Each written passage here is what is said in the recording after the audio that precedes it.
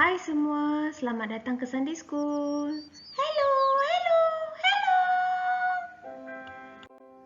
Hari ini, mari kita mulakan dengan doa pembukaan. Doa bersama saya.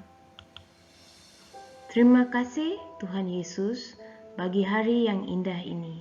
Terima kasih Tuhan Yesus untuk pengajaran Sunday School hari ini.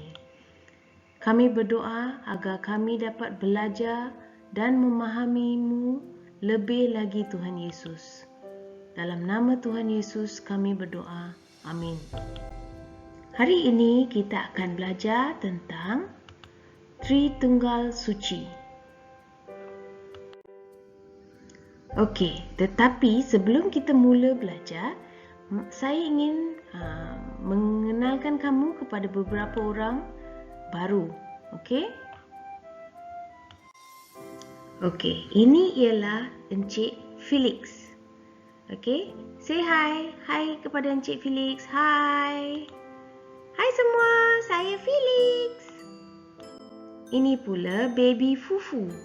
Katakan hai kepada baby Fufu. Hai baby Fufu. Hai semua, saya Fufu. Dan ini Encik Fernando. Katakan hai kepada Encik Fernando. Hai Encik Fernando. Hai semua, saya Fernando. Ingat tak semua orang yang Aunty kenalkan tadi? Okey, sebelum kita teruskan, Aunty cek dulu ya. Okey, siapa ni? Yes, ini baby Fufu. Okey, next one. Ni siapa? Yes, ini Encik Felix. Ini?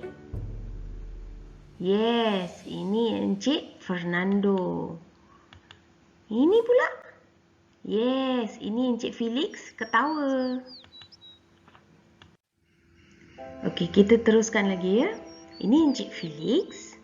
Encik Felix ialah bapa kepada baby Fufu.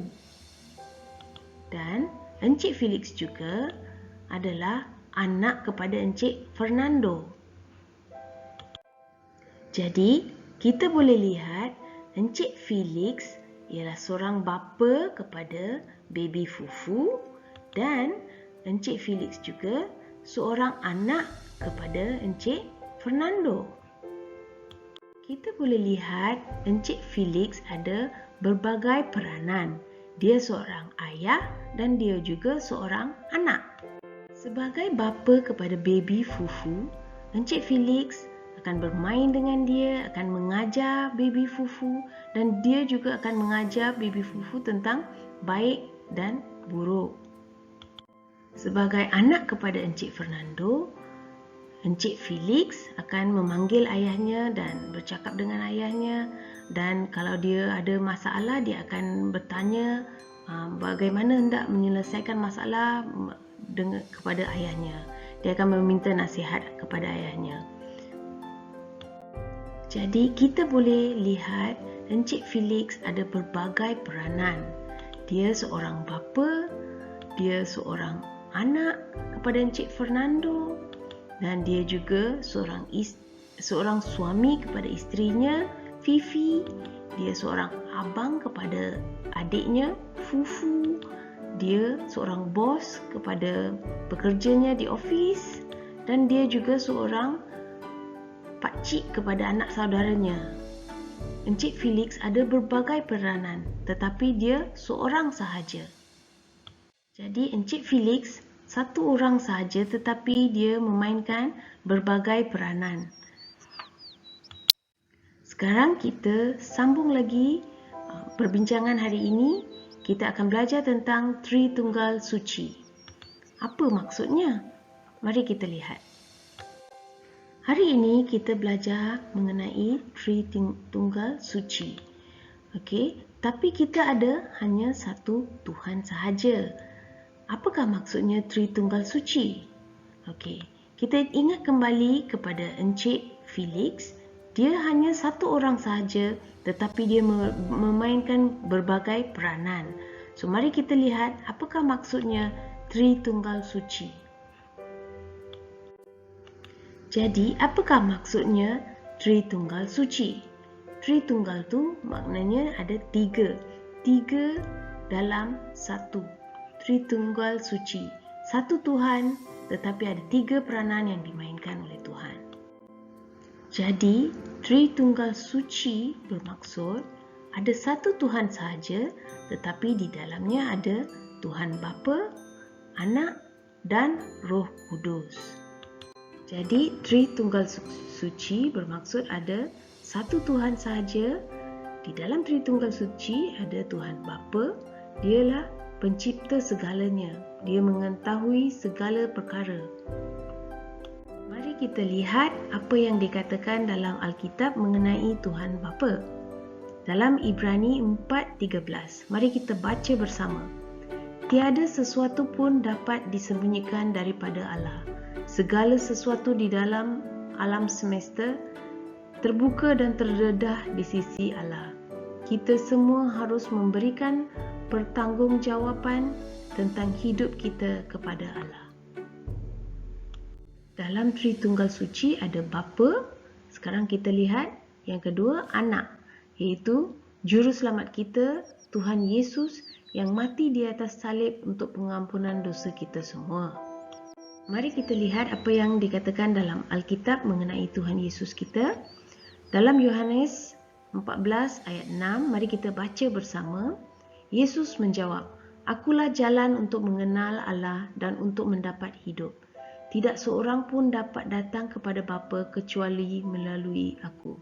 Jadi, hanya melalui Tuhan Yesus kita dapat pengampunan dosa dan hanya melalui Tuhan Yesus kita dapat kehidupan kekal.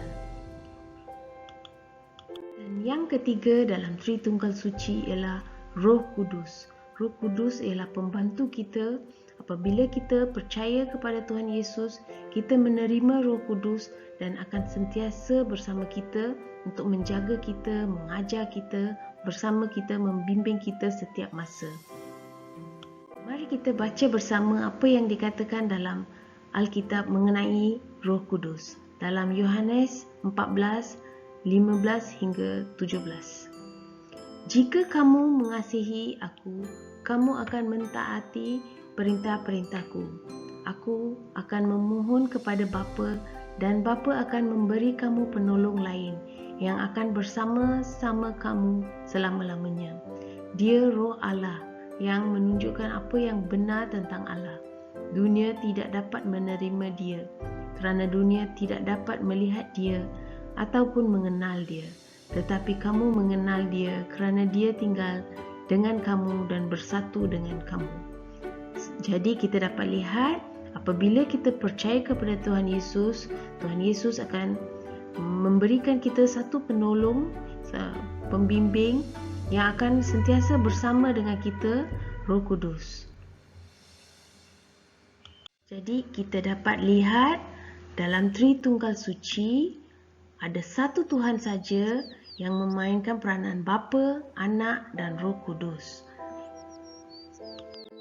Jadi kita ingat kembali kita ada satu Tuhan saja, Tritunggal Suci yang memainkan peranan Bapa, Anak dan Roh Kudus. Seperti kita lihat tadi Encik Felix, dia seorang saja manusia dan dia adalah seorang bapa, seorang anak, seorang suami. Jadi Tuhan kita satu Tuhan saja, dialah Tuhan Bapa, dialah Tuhan Yesus dan dia juga Roh Kudus. Tritunggal Suci terdiri daripada Tuhan Bapa, pencipta segalanya, Anaknya Tuhan Yesus, Juru Selamat kita semua, dan Roh Kudus yang membimbing kita semua. Kita ada satu Tuhan saja. Ayat hafalan kita diambil dari Yohanes 14 ayat 6. Mari kita baca bersama. Yesus menjawab, "Akulah jalan untuk mengenal Allah dan untuk mendapat hidup. Tidak seorang pun dapat datang kepada Bapa kecuali melalui aku." Jadi kita hafal ayat hafalan ini dan ia akan sentiasa mengingatkan kita bahawa kita hanya boleh diselamatkan melalui Tuhan Yesus. Kita perlu percaya kepada Tuhan Yesus dan hanya melalui Tuhan Yesus kita mendapat kehidupan kekal. Mari kita berdoa. Terima kasih Tuhan Yesus untuk pengajaran hari ini. Bantulah kami mengenali dan menyayangi-Mu lebih lagi Tuhan.